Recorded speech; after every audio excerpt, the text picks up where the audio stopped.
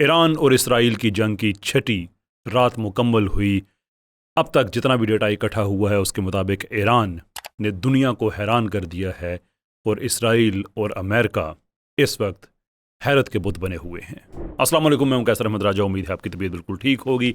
12 जून 2025 से स्टार्ट होने वाली जंग 6 रातें इसमें हो चुकी हैं और ताबड़तोड़ हमले दोनों तरफ से किए जा रहे हैं। जो इसराइल कर रहा है वो तो एक्सपेक्टेड था कि वो करेगा, लेकिन जो ईरान ने रिस्पॉन्स दिया है ये एक्सपेक्टेशन नहीं थी। इनफैक्ट एक वीडियो है जिसमें दो वज़रा, एक हाजिर और एक साबिक, अपेरेंटली जो इसराइल के जो नेशनल सिक्योरिटी के वज़रा हैं, उसमें आपस में लड़ाई नज़र आई है ना। मैंने उसको वेरीफाई करने की कोशिश की है। दो कन्फ्लिक्टिंग इन्फॉर्मेशन आई है। एक आई है कि जो ये 13 जून की वीडियो है, एक है कि नहीं 2022 की है, लेकिन वेदर वो पुरानी है या नहीं है, लेकिन दोनों हवालों से जो उसके अंदर बात आ रही है वो ये है कि उनको हैरत है कि ईरान को इतनी ज़्यादा उनके पास पावर है और वो इस लेवल का अटैक कर सकते हैं। बड़े बड़े बुत ईरान ने तोड़े, इसमें कोई शक नहीं है। पाकिस्तान में बैठे हुए, पाकिस्तान से बाहर बैठे हुए दिफाई तजिज़िया निगार, अमेरिका में बैठे हुए, इसराइल में बैठे हुए, उन सबको हैरत है। पाकिस्तान में बैठे हुए RCMs जिन्होंने बहुत बड़ा एक बुत तराशा हुआ और बेचा हुआ था कि तुम कुछ नहीं कर सकते। I think it's fair to say कि एज वी स्पीक वो बुत तो रेज़ा रेज़ा हो चुका है। इसराइल की मल्टीपल साजिशें सामने आ चुकी हैं कि वो वहाँ के जो सुप्रीम लीडर है उनको शहीद करने की साजिशें, ईरान को मुकम्मल तौर पे गज़ा बनाने की साजिशें, और वो किसी प्रीएम्प्टिव स्ट्राइक के तौर पे नहीं, इसलिए कि IAEA ने तो ये बात क्लैरिटी के साथ कही है कि ईरान का कोई, हमारे पास ऐसा कोई एविडेंस नहीं है कि उसका कोई एटम बम बनाने का कोई प्रोग्राम हो। इसके बावजूद उस पर पे दर पे हमले, असल में वजह कुछ और थी, ग्रेटर इसराइल वगैरह के लिए जो उनको चाहिए था। खैर वो मेरा मौजू नहीं है। मैं वापस आना चाहता हूँ जो जंग के हवाले से अपडेट्स हैं उनकी तरफ। ताज़ा तरीन इतलात के मुताबिक ईरान ने हमला किया है गेव यम नेगेव, जो उनका एक टेक्नोलॉजी पार्क है, IDF का इदारा है जो वहाँ के एकेडीमिया को कनेक्ट करता है इसराइल के जो वेटरन्स हैं उनके साथ। ईरान ने हमला वहाँ पे किया, उसके पास सरोका मेडिकल सेंटर, उसको भी नुकसान पहुंचा और नाकाबिल यकीन हद तक नुकसान पहुंचा। ये अटैक हुआ है बेरशेवा के इलाके में, इसराइल में। इंटरनेशनल मीडिया इसको रिपोर्ट कर रहा है कि ईरान की तरफ से ये एक ऐसा हमला था जिसकी इसराइल को कोई तवक्को नहीं थी, और ईरान भी कुछ कह रहा था कि हम कुछ सरप्राइज़ अटैक्स करेंगे और ऐसे करेंगे कि दुनिया सदियों तक उनको याद रखेगी। लेकिन इसराइली मीडिया इसको स्पिन दे रहा है कि ये हस्पताल पे हमला किया है। अब यहाँ पे जाहिर सी बात है, जो कहते हैं कि ट्रूथ जंग के अंदर एक कैजुअल्टी होता है। ईरान और इसराइल में इत्तफाक नहीं पाया जा रहा। ईरान कह रहा है कि हमने आपके जो टेक पार्क है, जो आपकी IDF का जो एक इदारा है, हमने उस पर अटैक किया है, और बिटवीन द लाइंस वो ये कह रहे हैं कि आपने उनको अस्पतालों के करीब बनाया हुआ है, ऐसे, और यूनिवर्सिटीज़ के करीब बनाया हुआ है। तो बुनियादी तौर पर, और जो बेन गुरियन यूनिवर्सिटी है वो वाकई उसके करीब है। तो ईरान बिटवीन द लाइंस ये कह रहा है कि आप ह्यूमन शील्ड्स के तौर पे अपने शहरियों को इस्तेमाल कर रहे हैं।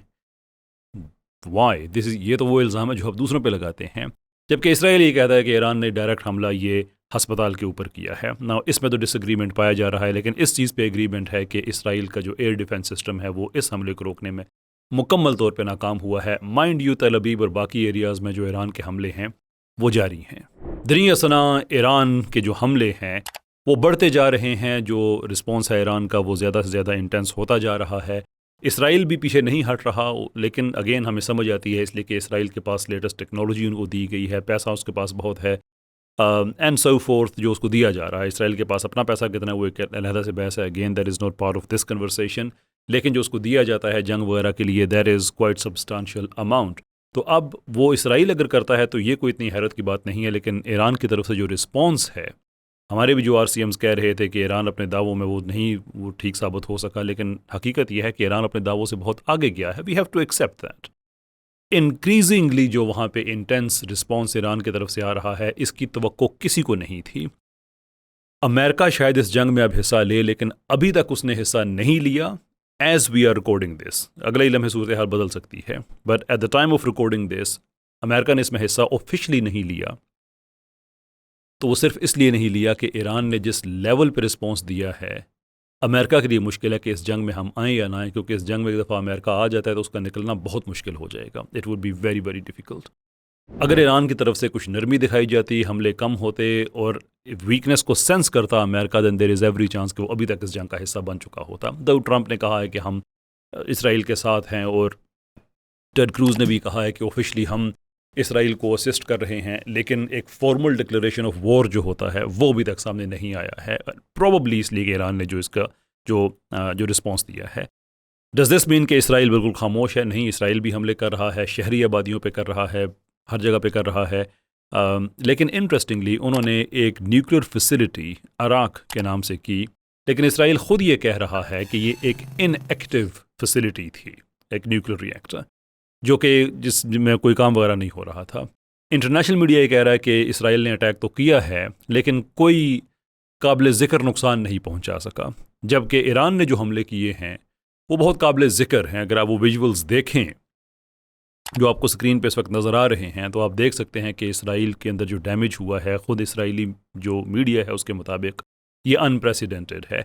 और कुछ मीडिया आउटलेट्स तो ये भी कह रहे हैं कि तेल अवीव शायद सस्टेन ना कर सके, कोलैप्स कर जाए, इस लेवल का इंटेंस रिस्पॉन्स है। माइंड यू, ये अभी हम बात कर रहे हैं कि ईरान के सारे मिसाइल्स वहाँ पे नहीं पहुँच रहे हैं, बहुत से इंटरसेप्ट हो रहे हैं।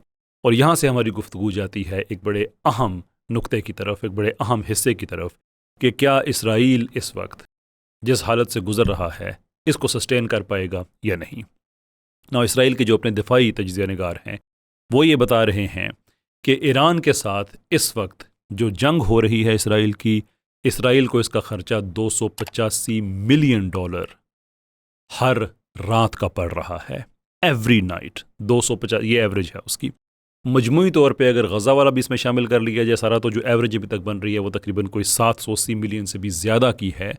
इतना उसका ख़र्चा हो रहा है, तो ये कब तक इसराइल के जिस ज़माने में $600 मिलियन पर वीक का लॉस हो रहा था, उस ज़माने में इसराइल के लिए सस्टेन करना ख़ुद को मुश्किल हो रहा था। लेकिन अब $600 मिलियन पर वीक की बात नहीं हो रही, बल्कि नेर इनफ $800 मिलियन पर नाइट की बात हो रही है। और अगर हम ईरान पे फोकस करते हैं तो ये $285 मिलियन जो है, ये जो उसका हर रात का ख़र्चा हो रहा है, इसने ऊपर जाना है। ऊपर इसलिए जाना है कि जो उसके स्टॉक पाइल्स हैं वो एम्प्टी हो रहे हैं। अब देखें, इसराइल का जो एयर डिफेंस सिस्टम है, आमतौर पे हम तो आयरन डोम ही कहते हैं, और आयरन डोम एक अम्ब्रेला टर्म बन गई है, लेकिन हकीकत यह है कि जो इसराइल का सिस्टम है वो मल्टी लेयर्ड है। आयरन डोम असल में उसका एक हिस्सा है और वो उसका मेन हिस्सा भी नहीं है। मेन जो उसके महंगे हिस्से हैं वो एरो 2 और 3 है, इसके साथ डेविड स्लिंग है, उसके साथ आयरन बीम है, ये सारे उसके मल्टी लेयर्ड सिस्टम्स हैं। सबसे ज़्यादा प्रॉब्लम जो है वो जो एरोज़ हैं उनकी तरफ है, एरो 2 और एरो 3, कि उसको सस्टेन करना इतना मुश्किल है, इकनॉमिकली सस्टेन करना, कि इसराइल इज़ स्ट्रगलिंग। क्योंकि ईरान की तरफ से जो मिसाइल बनाए जा रहे हैं वो इतने महंगे नहीं हैं, लेकिन दूसरी तरफ जो एरो की तरफ से, एरो 2 और 3, उसकी तरफ से जो इंटरसेप्शन है, ऑन एन एवरेज एक इंटरसेप्शन की कॉस्ट $3 मिलियन है। आयरन डोम की तकरीबन कोई 50,000 से लेकर कोई 1.5 लाख, यानी कि 50,000 जो उसके रॉकेट की कीमत है, जो कि मिसाइल को या जो प्रोजेक्टाइल है उसको इंटरसेप्ट करता है, लेकिन वो चूँकि सबको नहीं कर सकता, तो जो उसकी कामयाबी का रेशो है उसको अगर हम निकालें तो ये बात तकरीबन कोई $1.5 लाख तक जाती है, सिर्फ एक। आप अंदाज़ा करें कि कहाँ पे 1.5 लाख है और कहाँ पे 3 मिलियन है। ये कंपैरिजन मैं आपको इसलिए दे रहा हूँ कि जो 3 मिलियन है, असल में इसराइल को वो वाला चाहिए, क्योंकि जो बैलिस्टिक मिसाइल्स वगैरह आते हैं, आयरन डोम उसके लिए केपेबल नहीं है। वो जो शॉर्ट रेंज रॉकेट्स वगैरह आते हैं थे हिज़्बुल्लाह की तरफ से, गज़ा की तरफ से, वो उनको रोकने के लिए ठीक है, लेकिन ये जो इस तरह के हैवी हैंडेड हाइपरसोनिक, उसके लिए वो सूटेबल नहीं है। तो जो 3 मिलियन वाला मामला है वो ख़तरनाक है। वो क्यों ख़तरनाक है? इसलिए कि रिपोर्ट्स के मुताबिक इसराइल के पास सिर्फ 12 दिन का स्टॉक पाइल है। अगर अमेरिका की तरफ से उनको रिप्लेनिश ना किया गया, दोबारा से ना भरा गया, तो 12 दिन के बाद इसराइल के लिए बहुत बड़ा मसला है। Iran on the other hand comfortable इस हवाले से है कि वो जो शॉर्ट रेंज बैलिस्टिक मिसाइल्स भेज रहा है उसमें ईरान, अगर डिपेंड करता है कि वो कितने, अगर वो 60 मिसाइल्स पर डे के हिसाब से भेजे तो तकरीबन ईरान भी 12 दिन तक इस अटैक को सस्टेन कर सकता है।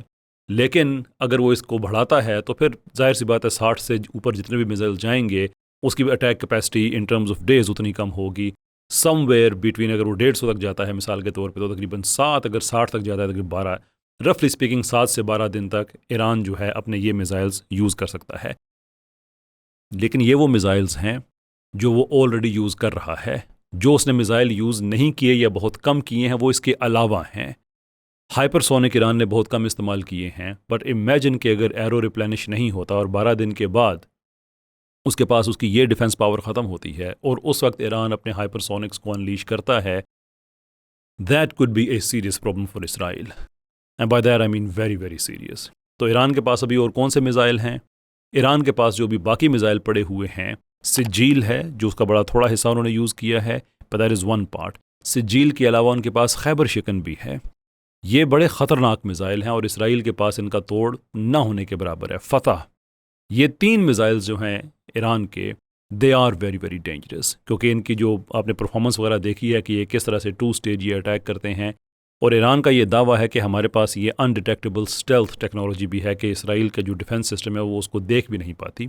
और ईरान ने जो डेमोन्स्ट्रेट किया है, by that it looks like yes they do have that quality, क्योंकि रास्ते में अमेरिकन इंटरसेप्टर, जॉर्डनियन इंटरसेप्टर, फिर जाके इसराइली इंटरसेप्टर, उसके बावजूद भी अगर वहाँ पे मिसाइल हिट कर रहे हैं तो ईरान का ये दावा बिल्कुल ठीक लग रहा है कि this is how they are operating. क्या इसराइल एक लंबी जंग यहाँ पे अफोर्ड कर सकता है? वेल ऑब्वियसली अमेरिका की मदद के बगैर तो नहीं कर सकता, लेकिन अगर अमेरिका मदद करता है तो वो मदद किस तरह की होगी? मिसाइल ही देंगे, टैंक्स तो वहाँ पे जा नहीं सकते हैं, वो ज़मीन ही इस तरह की है, मिसाइल ही अटैक होना है। तो क्या उस सूरत में पाकिस्तान, तुर्किया, बाकी इस्लामी मुल्क, क्या उनको ईरान के साथ फिर खड़ा होना चाहिए? Absolutely, I fully agree with Khawaja Asif sahab, even दो मैंने उन पर बड़ी डैमिंग क्रिटिक की है उनके सुल्तान महमूद गज़नवी वाले मामले पे, लेकिन कोई इंसान मजमूई तौर पे अच्छा या बुरा नहीं, बल्कि उसकी बात केस बाय केस बेसिस पे आप उससे इत्तफाक़ या इख्तलाफ करते हैं, तो उससे मेरा इख्तलाफ है। लेकिन इस बात पे I think it's a very profound statement. Khawaja Saad Rafique Sahab की जो बात है वो भी बड़ी प्रोफाउंड है कि अब अगर सारे इकट्ठे ना हुए तो फिर ये एक एक मुस्लिम मुल्क को ये चुन चुन कर लटाएंगे। So this is the need of the hour. मैं RCM से भी कहूँगा कि थोड़ी देर के लिए डोंट बी योरसेल्फ। अगर आप समझते हैं कि ये दुनिया जो है ये बकदरे एफ़र्ट है, क्वोट अनक्वोट, तो फिर एफ़र्ट करने की ज़रूरत है कि मोबाइल किया जाए मुस्लिम यूथ को पूरी दुनिया में, कि वो अमेरिकन जो पॉपुलेशन है सोशल मीडिया के ज़रिए, ट्विटर, एक्स, फेसबुक, इसके ज़रिए वहाँ तक अपनी आवाज़ पहुँचाएँ, जो वहाँ पे एक एंटी ट्रम्प सेंटिमेंट बिल्ड हो रहा है कि तुमने तो अमेरिका फ़र्स्ट का नारा लगाया था जिसकी बेस पे हमने तुम्हें वोट दी थी, लेकिन तुम तो यानी कि जो बाइडन और ओबामा ने नहीं किया, जो बुश फैमिली ने नहीं किया इसराइल के लिए, तुम तो वो भी करने जा रहे हो। तो वहाँ पे ऑलरेडी एक सेंटीमेंट ऐसा डेवलप हो रहा है, उसको एड करें। ये दौर है, इलेक्शन आजकल सोशल मीडिया पे हारे और जीते जा रहे हैं, ये पावर है सोशल मीडिया की। नॉर्थ अफ्रीका में ये जो अरब अपराइजिंग हुई थी, उसके पीछे सोशल मीडिया था, बड़ी पावरफुल चीज़ है। तो दुनिया अगर बकदरे एफ़र्ट है तो अब एफ़र्ट लगाने की ज़रूरत है कि आप ये एफ़र्ट करें, सोशल मीडिया को यूज़ करके वहाँ पे जो एंटी वॉर रेटरिक वहाँ पे डेवलप हो रही है उसको मज़ीद इंटेंस करें। प्रेशर हो अमेरिकन गवर्नमेंट पे इतना कि वो ना आ सके सामने। इसराइल भी बैक डाउन करेगा, और इसराइल अगर यहाँ पे बैक डाउन करेगा, देयर इज़ एवरी पॉसिबिलिटी कि वो गज़ा से भी विड्रॉ कर ले। There is every possibility buyout का। ये ना करें कि इसराइल और ईरान की जंग शुरू हुई और अब दोबारा से बाइकआउट के ख़िलाफ़ कंपेन स्टार्ट कर दें। नहीं, इस वक्त बाइकआउट की ज़रूरत है। ये जंगें जितनी महंगी होंगी इसराइल के लिए, उतनी ही जल्दी ये जंगें ख़त्म होंगी। It's very very important. ये काम हम कर सकते हैं यहाँ से। I think we have to play our part. Muslim countries जो हुकूमती लेवल है, they have to play their part. For Iran for sure is playing its part.